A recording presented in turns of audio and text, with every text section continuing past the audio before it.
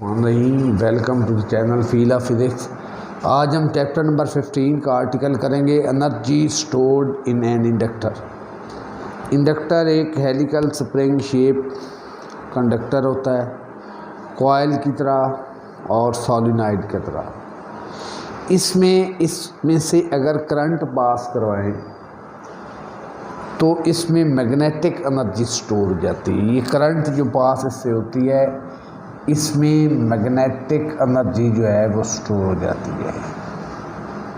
Magnetic it store magnetic energy.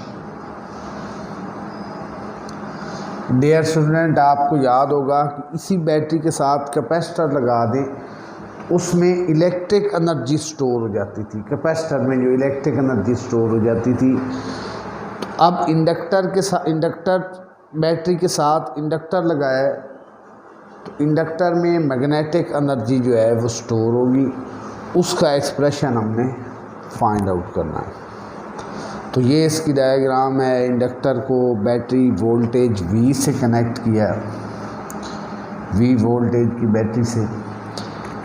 उसको आपने switch को क्लोज किया, current start flowing.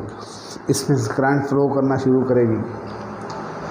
Current grow करने में थोड़ा टाइम लगेगा।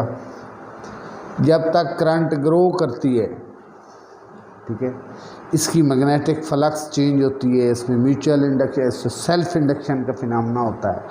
फिर थोड़ी देर बाद करंट कांस्टेंट हो जाती है। एक constant magnetic field exist inside that inductor. इसमें एनर्जी, मैग्नेटिक एनर्जी जो है वो स्टोर हो जाती है। हमने वो मैग्नेटिक एनर्जी जो है वो फाइंड आउट करनी है, उसका एक्सप्रेशन फाइंड आउट करना है। तो ये कॉइल भी है, ये इंडक्टर भी है, ये सॉलिनॉइड भी है, तीनों नाम इसके हैं। अब बात करें कि करंट का फ्लो क्या है। Delta q charge is flowing through the circuit. Delta q charge is flowing, ये चार्ज जो है is following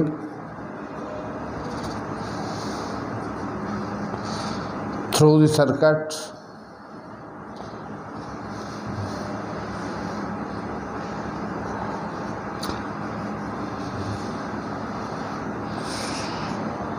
ये डेल्टा क्यू चार्ज, इसको टाइम पे डेल्टा टी टाइम के लिए फ्लो कर रहा है, तो यही करंट है।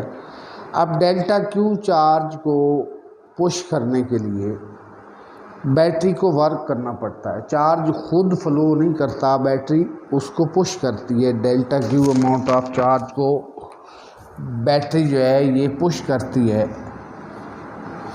ठीक है, सर्किट में। और बैटरी को एनर्जी लगाना पड़ती है, एनर्जी सप्लाई करना पड़ती है इस डेल्टा क्यू चार्ज को पुश करने में। तो जो एनर्जी बैटरी सप्लाई करती है इस डेल्टा क्यू चार्ज को, वही एनर्जी इस इंडक्टर में स्टोर हो जाती है एज मैग्नेटिक एनर्जी। तो हम अगर फाइंड कर लें कि एनर्जी बैटरी ने कितनी सप्लाई की है डेल्टा क्यू चार्ज को कि वो सर्किट में मूव करे, वो एनर्जी फाइंड कर लें, उसी एनर्जी से मैग्नेटिक एनर्जी का एक्सप्रेशन आ जाएगा। तो यहाँ पे हम लिखेंगे कि work done by battery, work done by battery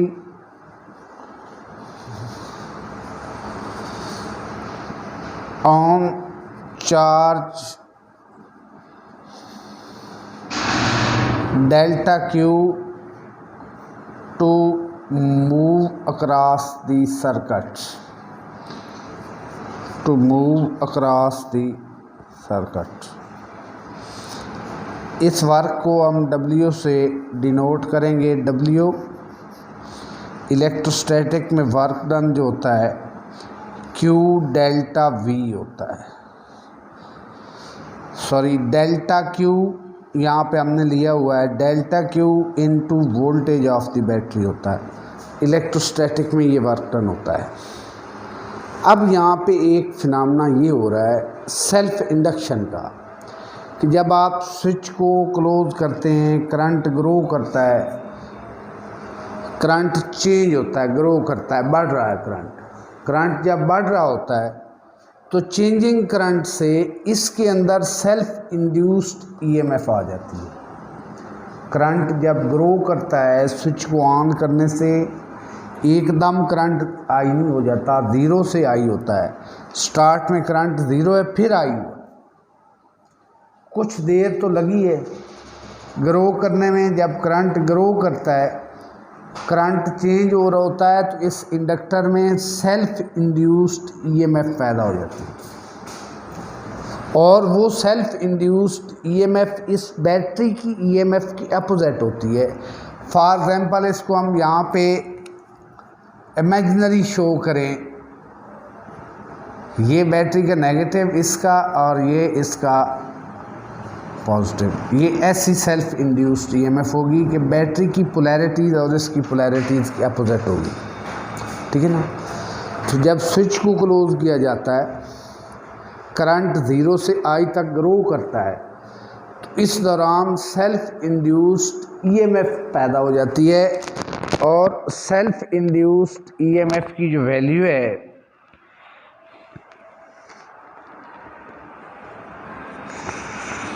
self induced EMF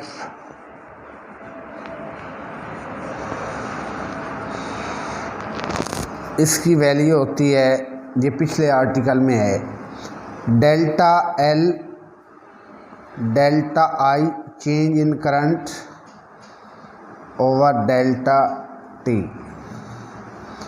जैसा कि लग रहा है कि ये V के अपोजिट है, ये वाली EMF induce self induced EMF applied voltage के अपोजिट होती है। तो हम लिख सकते हैं कि V is equal to minus E, तो माइनस और ये ई की वैल्यू पुट की minus L delta I over delta T, ये माइनस माइनस प्लस हो गए, V की वैल्यू हमारे पास आ गई L delta I over delta T. ये वैल्यू आप जो है इस इक्वेशन नंबर 1 में पुट कर दें, इसको इक्वेशन नंबर 1 में इस पर पुट कर दें तो हमारे पास वर्क का एक्सप्रेशन आ जाएगा, ठीक है, और मैग्नेटिक एनर्जी का एक्सप्रेशन आ जाएगा। लेटर सी, अब ये work done by the battery हम फाइंड करना चाहते हैं, तो work done by the battery होगा W is equal to delta q into L into delta I over delta t. अब यहाँ पे हम शिफ्टिंग करेंगे टर्म्स की, डेल्टा क्यू ये डेल्टा टी इसके नीचे रख दें ताकि ये भी करंट हो जाए, एल उस तरह रहेगा, ये डेल्टा आई। इस इक्वेशन में ये delta Q over delta T जो है ये करंट है, definitely that current is not constant. Current start में ज़ीरो, थोड़ी देर बाद आई हुई है, तो हम करंट की एवरेज वैल्यू लेते हैं। जब करंट कांस्टेंट नहीं होती, we take average value, average current, और एवरेज करंट आपको पता है initial value 0, final value I divided by 2, that is I by 2, ये हमारी एवरेज करंट। और इस टर्म में, इस इक्वेशन में ये वाली टर्म डेल्टा आई जो है ये that is change in current, that is change in current, ये करंट में चेंज है, यानी करंट कांस्टेंट नहीं है, चेंज भी हुई है, चेंज भी हमें लेना पड़ेगी और करंट एवरेज करंट लेना पड़ेगी, करंट कांस्टेंट नहीं है। Change in current, final value current की आई, स्टार्ट में 0, तो ये वैल्यू आई, यानी डेल्टा आई की जगह इस इक्वेशन को 2 लिख लें, तो इसमें डेल्टा आई की जगह आई लिखेंगे और delta Q over delta T की जगह I/2 लिखेंगे, तो हमारे पास work done by the battery W आ जाएगा। इसको मैंने लिखा I/2, L जो है वो उसी तरह रहा और डेल्टा आई को मैंने आई लिखा। ये आई से मल्टीप्लाई हो के work done by the battery of L I का स्क्वायर, हाफ L I का square, that is work done by the battery on charge moving through the circuit. Battery को डेल्टा क्यू पे वर्क डन क्यों करना पड़ रहा है कि इसके अपोजिट में सेल्फ इंड्यूस्ड EMF है, उसकी अगेंस्ट इसको वर्क डन करना पड़ रहा है। तो वही वर्क डन जो बैटरी इस सेल्फ इंड्यूस्ड EMF के अगेंस्ट करती है वो मैग्नेटिक एनर्जी के तौर पे सप्लाई हो जाता है। जो एनर्जी बैटरी सप्लाई कर रही है डेल्टा क्यू को, वही एनर्जी मैग्नेटिक एनर्जी के तौर पे इंडक्टर के अंदर जो है वो स्टोर हो जाती है। अब इस चीज़ को हमने लिखना है इन टर्म्स ऑफ मैग्नेटिक फील्ड के इंडक्टर के अंदर, कॉइल के अंदर जब करंट पास करती है तो मैग्नेटिक फील्ड सेटअप हो जाता है। इस एनर्जी को इन terms of magnetic field convert करना है, तो हेडिंग देंगे इन terms of magnetic field, in terms of magnetic field. यही एनर्जी जो है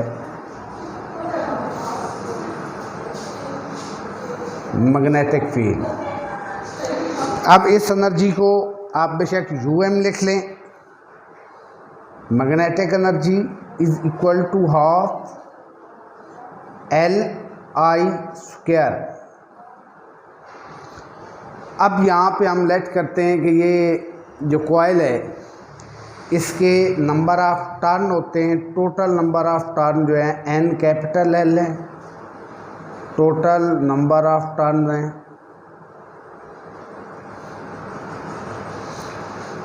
और N number of turn per unit length, number of turn per unit length है।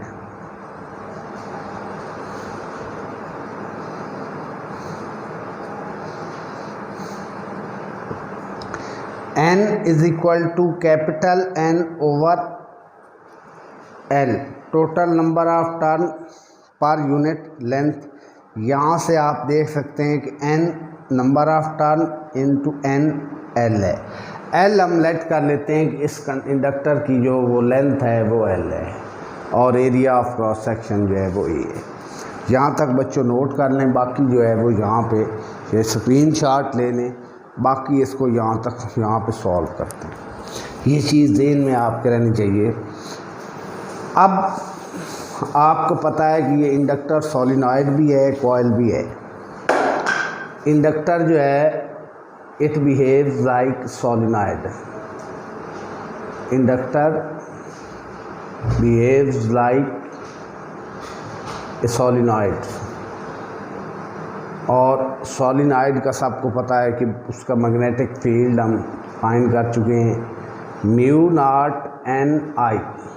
म्यू नॉट कांस्टेंट है, म्यू नॉट की वैल्यू होती है 4 पाई इंटू 10 की पावर -7। हमें यहाँ लेने की ज़रूरत नहीं है।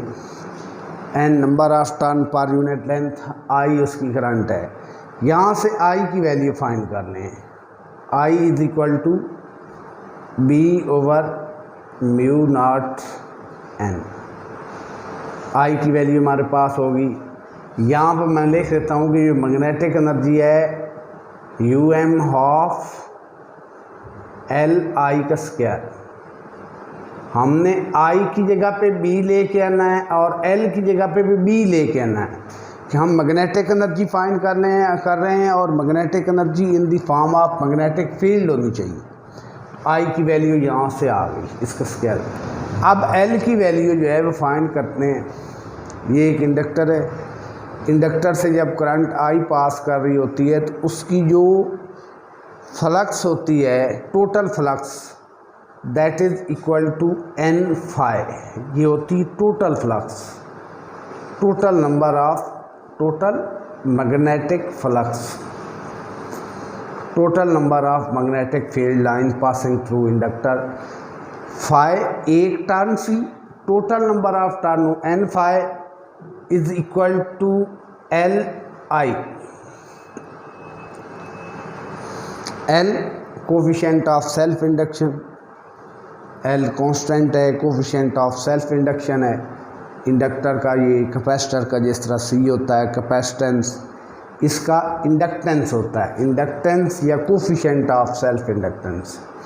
यहाँ से आप L की वैल्यू फाइंड कर लें, L is equal to N phi over I। मकसद क्या है कि हमने L को इन टर्म्स ऑफ B ला के इसमें पुट करना है, I की वैल्यू हम फाइंड आउट कर चुके हैं। अब फाई जो होता है ना, इस स्टेप को यहीं पे सॉल्व करते थे। फाई जो होता है वो होता है बी ए, वैसे होता है B dot A, B dot A का मतलब बी ए कॉस थीटा, यहाँ पे थीटा 0 है, कॉस 0 है, आप इस कॉस 0 1 होता है, बी ए लिखें ओवर आई। अब यहाँ पे हमें पता है बी की वैल्यू का, ये बी की वैल्यू है, दोबारा लिख लेते हैं, वी नो डैट कि B is equal to mu naught N I, और ये कैपिटल N जो है N इंटू L लेंथ के बराबर है।